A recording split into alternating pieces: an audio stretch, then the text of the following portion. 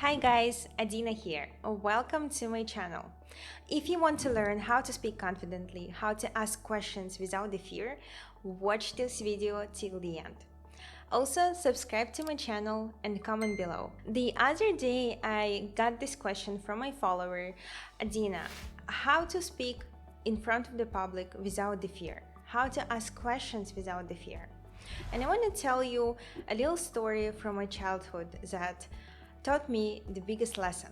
When I was about 12 years old and my sister Jamila, she was around 17 years old.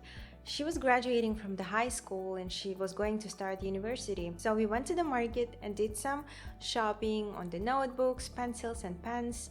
And she was asking a salesperson if she needs to get the grade notebook for the university. And the grade notebook is something you get in your high schools and you don't really need it at the university. And the salesperson laughed really hard at her, saying like, hey, you don't know, you don't need it. And I was laughing too, because for me it was like, oh my gosh, she would think like we are silly. So I need to support that salesperson, saying like, yeah, I knew that.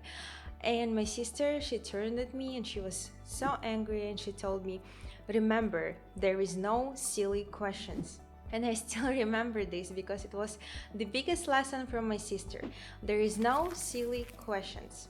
I want to tell you a few points. Number one, being scared to ask questions is actually a fear that someone knows better than you. A fear that you are going to be judged by others. And in reality, I'll tell you the biggest, no one really cares.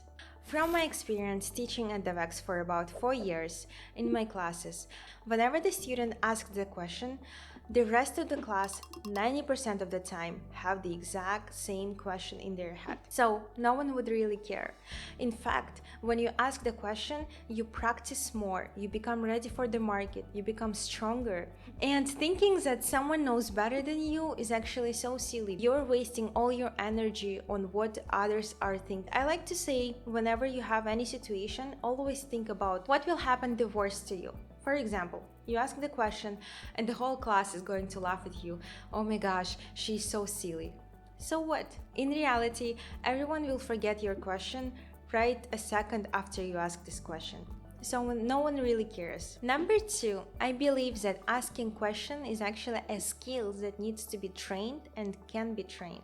And I'll give you an example why you need to train this skill. So last summer, we got accepted into Global VC Antler. We flew to Singapore and participated to this program for 3 months. Every week, we would have to participate to some program, events, or masterminds with the mentors. So there was a meeting with Jeffery Paine.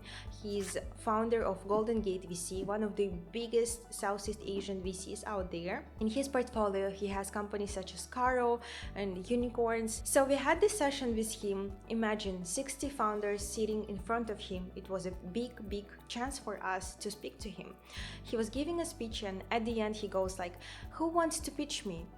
And the second he asked this question, I raised my hand and I go like, me.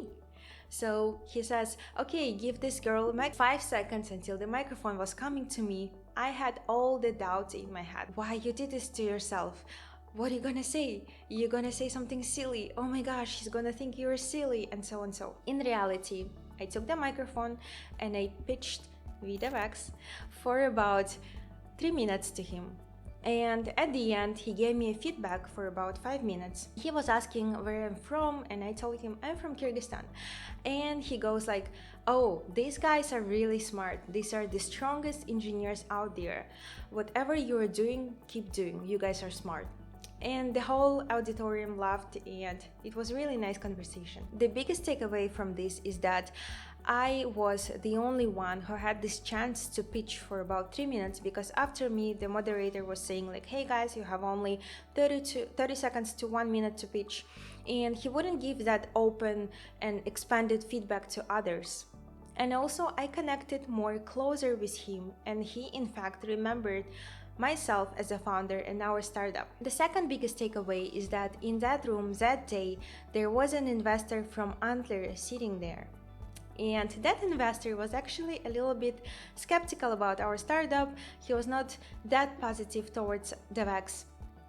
And after comments of Jeff Paine, that investor, we could tell, he changed his mind and he started being more closer to us, more, he was connecting with us more, giving us feedback, and having this like positive impact on our growth as a startup. My point is that you guys need to actually train yourself to ask these questions, because if I wouldn't train myself to ask the questions in the stressful situations, I wouldn't have this chance.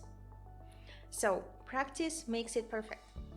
And number 3, I want to tell you a little bit of psychological side, why we have this fear of asking questions. In fact, it's coming from the childhood. Every single child has the biggest fear that he or she is going to lose the love of the parents, the love of the mother and father.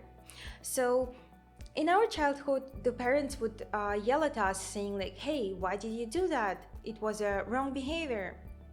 In fact, many of the parents, they didn't know how to differentiate the bad behavior from the child's personality. So a lot of the times the child would get that, oh, I'm doing something wrong. My mom is yelling at me. I'm a bad person. She doesn't love me anymore. So when the child thinks like, I'm not good enough, then the child have this like low self-esteem, and they start thinking like, oh, what others are thinking about me, and have this fear that they're going to be judged by others. If you stop thinking about it and you think like, okay, I know who I am good enough. When we have a higher self-esteem, we don't think about others because we know who we are. So instead, let's change this statement to, I am strong, I am smart, I can ask questions, I can do mistakes, it's totally fine, I am enough. So now I'm going to tell you the biggest secret, how to speak confidently in front of the public. I have discussed this with my students a lot of the times. So from the practical side, what I like to say is actually to record yourself using your cell phone. Every day, practice answering questions. For example, you have interview questions, or you have a pitch, or you have this conversation with your boss. Train yourself, record yourself, start answering, start giving a speech. And the more you practice, the more confident you become, and you will succeed. And number 2, I want to share with you that communication is not just about the words. Communication starts within your thoughts and your head. So imagine whenever you're communicating, there are 3 layers of communication. So number 1 are the actual words, whatever you say, and the meta message. What is meta message? For example, let's imagine your husband tells you in the morning, okay, I have these 3 meetings that are really important at my work. What is he trying to say? His meta message is that, okay, I'm really busy this morning, don't bother me. So the meta message is something that you are trying to deliver. It goes for the layer number 1. Your actual words, the meta message, your appearance, your body language, your eye contact, and so on. So everything external. Second layer of the communication is your emotions and your thoughts. What you're actually thinking about yourself. For example, let's imagine you want to talk to your boss to raise your salary.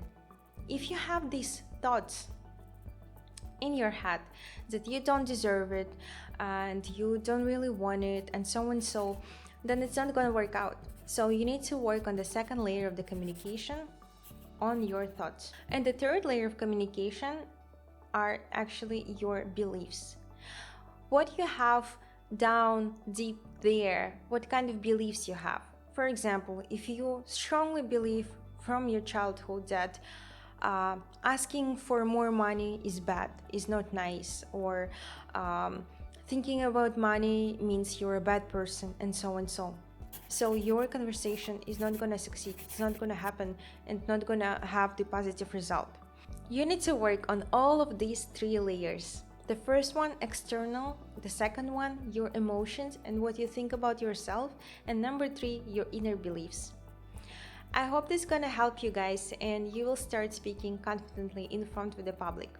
And remember, practice makes it perfect. See you next time.